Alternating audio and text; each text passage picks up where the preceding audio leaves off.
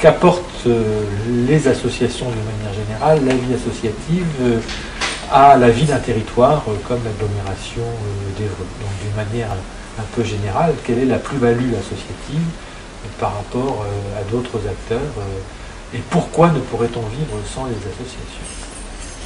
Donc déjà, si on parle de paysage, je crois que le monde associatif, de manière assez naturelle, fait partie du paysage. C'est pour moi, en tout cas, dans les communes et en France, une forme normale d'organisation des gens et qui est plébiscitée par le grand public.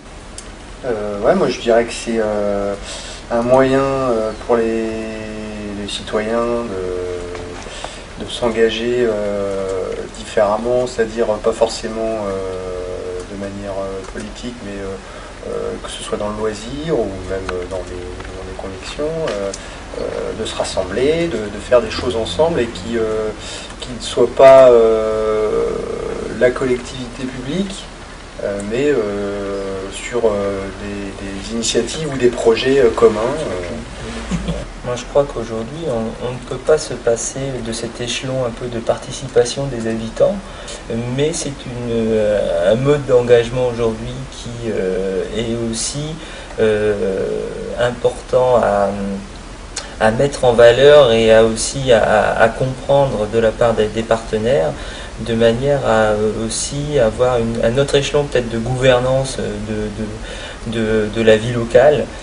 Je ne vois pas effectivement de paysage, comme dit Jean-Marie, sans association aujourd'hui. On ne peut pas passer directement du service à la personne. Je pense que les gens s'expriment, d'où ce nombre important d'associations, quelles qu'elles soient aujourd'hui, qui est toujours en augmentation. Je pense que c'est un mode aussi de régulation de la cité. Les collectivités et l'État ont déserté certains territoires et les associations les reprennent à leur compte parce que ce sont des territoires d'éducation qui sont indispensables aux citoyens. Donc les gens viennent aux associations parce qu'ils y trouvent du plaisir, mais parce que ça correspond aussi à un besoin qui n'est plus assuré par l'éducation nationale, par exemple. Il y a très peu d'art plastique, il y a très peu, et donc ils ont besoin d'aller plus loin, quelque part. D'une manière différente, l'association permet d'innover aussi par rapport à des services qui n'existent pas.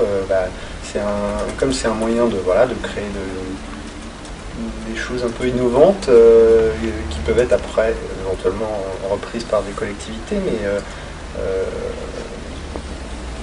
moi j'y vois un moyen d'innover aussi. Je dirais que dans l'association, on est libéré de contraintes qu'il peut y avoir, alors de flexibilité entre autres, mais d'autres contraintes, même liées à une activité professionnelle. L'association permet de s'affranchir de tout ça et de se libérer. Je ne pense pas qu'une structure administrative et une collectivité puissent aller autant dans la spécialisation que peuvent aller dans les associations. Une association va pouvoir répondre à n'importe quel besoin. Après, si ça a un caractère, je dirais, plus général, on va se retrouver avec des relations fortes de concurrence, peut-être, ou d'ambivalence entre le public et la vie associative qui se caractérise à une action privée liée à un groupe restreint. Et c'est vrai que la collectivité publique, elle n'a pas comme vocation obligatoirement de s'occuper des groupes restreints. Il est clair que pour aller en proximité du terrain et des personnes qui sont en difficulté, il y a besoin de moyens, de relations humaines fortes, et un service social peut en amener, mais à 8h du soir, il a fini son travail. Enfin, je dis 8h du soir. Je rajouterais aussi que c'est un lieu d'expérimentation de la démocratie aussi.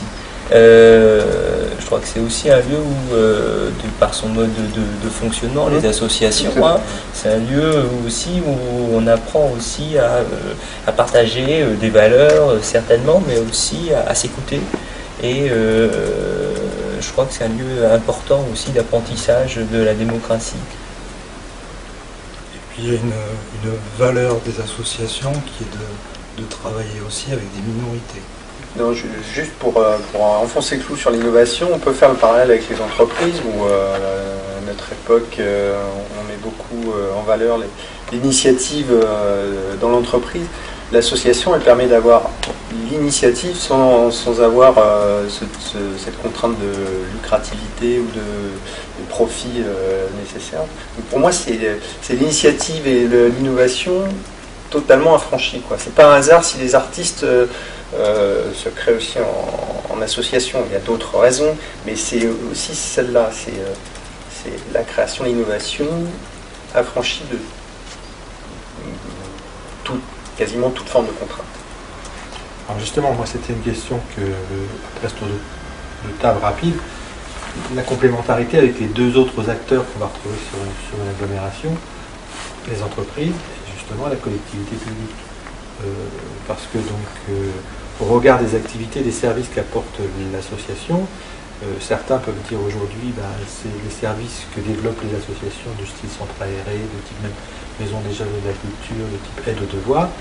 Eh bien, les entreprises viennent dessus et elles le font aussi bien. Et donc, les associations font de la concurrence déloyale à ces mêmes entreprises. Donc, est-ce qu'il y a une concurrence, une complémentarité? Est-ce que ça peut pas être, pour moi, ça peut pas être la concurrence dans le sens où l'entreprise, son objet unique, c'est faire du profit. On est quand même de plus souvent soumis à des appels d'offres, des choses comme ça, et donc on est rentré dans des pratiques, et même les salariés sont rentrés dans des pratiques entrepreneuriales, que ce soit dans le management que dans le financement des structures.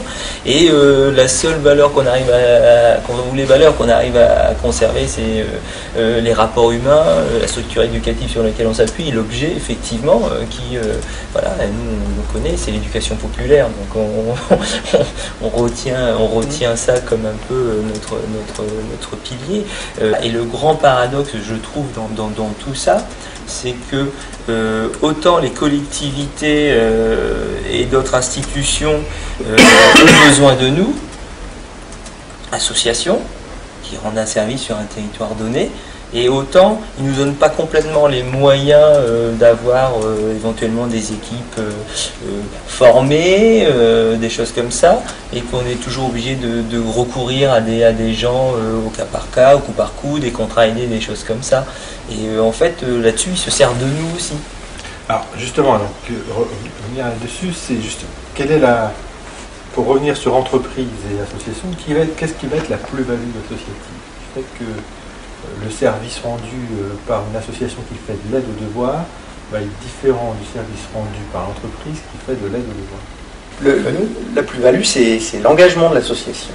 Et de toute façon, tu parlais, j'entends, effectivement, on est soumis de plus en plus à une contrainte de résultat. Une contrainte, d'accord, c'est pas des contraintes qui sont liées à notre société, mais je pense qu'il y a quand même une prise de conscience générale et peut-être un début de retour. Enfin, on a vu à travers une crise, même si on peut discuter sur les conséquences qu'elle a eues, que de toute façon, on ne peut pas se passer des associations. On ne peut pas fonctionner sur un système qui soit uniquement le public et les entreprises. C'est pas possible, il va manquer une case.